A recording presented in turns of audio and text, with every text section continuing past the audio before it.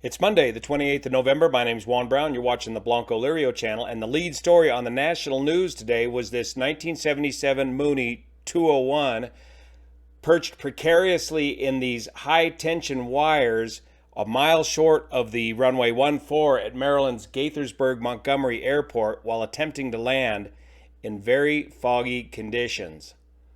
Let's find out what we know so far. Fortunately, the two people on board this aircraft survived. They were stuck up there for nearly 7 hours, and their worst injuries was their exposure to hypothermia. According to news reports, they did have a cell phone on board. They were able to contact rescuers and tell them of their situation.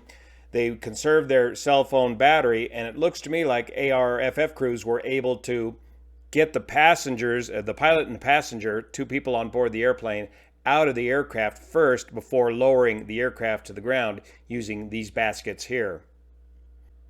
This picture, as they're lowering the aircraft after they've got the folks out of the aircraft, shows just how foggy conditions became later on that evening.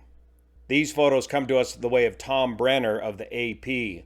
And did he just fly directly into that tower, or did he hit these wires at an angle and effectively slide into this tower? If he flew right into that tower, it's just a miracle that they survived. What frequently happens in these wire strikes is the wires will grab you and slow you down considerably before the final fall is usually the case. And in this angle here, we can see that the gear is down. It looks like the approach flaps are set. So he's all set up for the landing. Let's go to the Aviation Safety Network. The type of aircraft is a 1977 Mooney 201. These are great aircraft, by the way. Very efficient, four-seat aircraft powered by the IO360 Lycoming engine, 200-horse fuel-injected engine. Registration November 201 Romeo Foxtrot. I might have said Bravo Foxtrot earlier. No fatalities, 2 occupants on board. The accident occurred about 5:30 local time, about a mile short of the runway 14 at Gaithersburg, Montgomery County Airport. They had departed White Plains, New York. A Mooney M20J201 crashed into a power line pole while on approach to runway 14 at Gaithersburg, Montgomery County Airport, Maryland. Both occupants are reportedly uninjured but were trapped in the aircraft. The weather at the time of the accident at 5 p.m. local, low IFR, winds variable at 4, overcast at just 200 feet, visibility only 1.25 miles, a mile and a quarter visibility. Temperature dew point spread, the spread is 0, the relative humidity is 100%, altimeter 2945. A couple more pictures of the aircraft have just showed up on Twitter after they lowered it back down to the ground, and it looks like the engine was ripped clean off of the airframe right at the firewall. Here's a picture of the aircraft in better days. It is November 201 Romeo Foxtrot, not Bravo Foxtrot. Here's the Montgomery County Airport where they were landing, about a 4,000 foot long runway, landing on runway 14, and they ended up in the wires right about here, abeam Goshen Road, at a mile and a quarter from the end of the runway, just about the same distance as was the visibility report. The airport elevation is listed at 539 feet, and as we turn on the terrain around here, most of the terrain is 400 to 600 feet above sea level.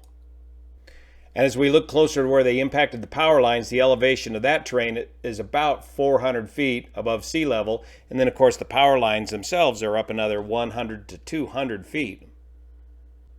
Here's the ADS-B data from ADS-B Exchange leaving White Plains and then doing a couple of interesting jinks as they work their way on down towards their destination. Not sure what this is all about here, if they're trying to get around some airspace or some weather. But they're maintaining 3,400 feet, and then it looks like they're coming straight on in for the instrument approach into runway 14. We'll take a look at that in a minute.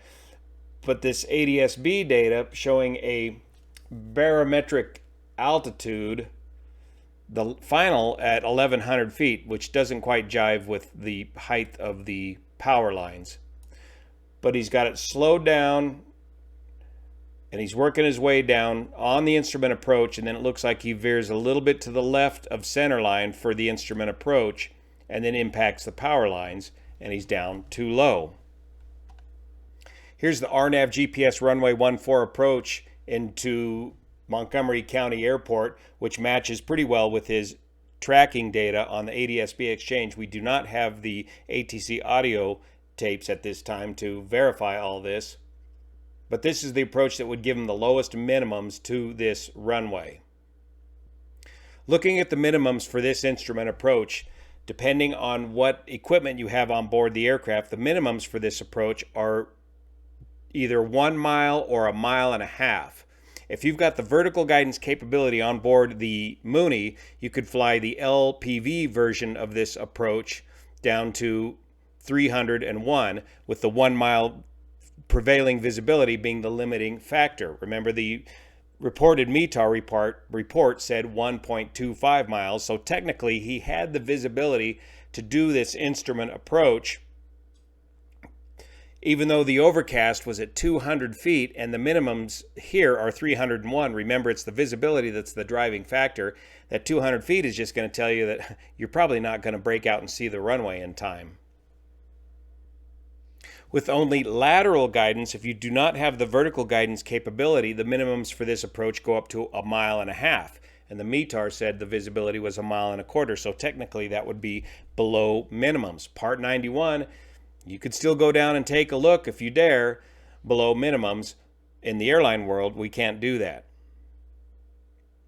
One of the most common problems when shooting what's called a tight approach like this, where the weather's right at minimums, is that once you begin to break out of the weather, the common human tendency is to tend to duck under the weather to try to get a better view of what's going on, when you really need to just simply stay on the gauges until you clearly have the runway in sight. Now here's a couple of stills from Steve-O Knievo flying a low visibility daytime approach in the fog.